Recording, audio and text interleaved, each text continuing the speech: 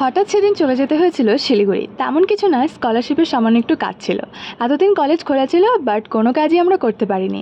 তো কলেজ বন্ধ হওয়ার সাথে সাথে আমাদের ইউনিভার্সিটি থেকে আমাদের ডাটাগুলো আপলোড করা হয়, তারপরেই আমাদের স্কলারশিপটা আমরা অ্যাপ্লাই করতে পারি। তো আমাদের সেদিন একটা সিগনেচারের দরকার ছিল ওআইসির, তো আমরা সেদিন চলে গিয়েছিলাম কলেজ। সকাল সকাল উঠে আমি ট্রেন ধরে চলে গিয়েছিলাম।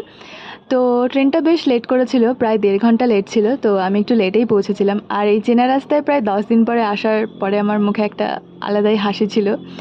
এখন বাড়ির থেকে বাইরে থাকতেও ভালো লাগে আমার মাঝে মাঝে। তো তাড়াতাড়ি করে হেঁটে চলে গিয়েছিলাম রুমে। রুমে গিয়ে তো একটু ফ্রেশ হয়েই চলে গিয়েছিলাম কলেজ, যে কাজটা করতে এসেছিলাম সেটা করার জন্য। তো গিয়ে তো দেখি ওআইসি স্যারও আসেনি, তো একটু লেট হচ্ছিল। তো আমি ভাবলাম একটু খাওয়া দাওয়াটা সেরে নিই, সকাল তেমন কিছু খেয়ে আসা হয়নি। তো খাওয়া দাওয়া কমপ্লিট করে চলে গিয়েছিলাম লাইনে দাঁড়াতে। সবাই সিগনেচার নিতে এসেছিলাম শুধুমাত্র অনেক দূর দূর থেকে।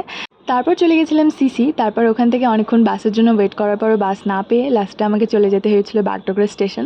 আর ট্রেনটা সেদিন লেট ছিল দেখে আমি ট্রেনটা পেয়েছিলাম, নয়তো আমাকে আরও 2 ঘন্টা বসে থাকতে হতো। আর সিটি সেন্টার থেকে মিয়ামর থেকে কিছু কিনেছিলাম ভাইয়ের জন্য। তো আজকের ভিডিওতে এই অবধি। বাড়ি আসতে আসতে আমার হালুয়া টাইট হয়ে গেছিলো। তো টাটা।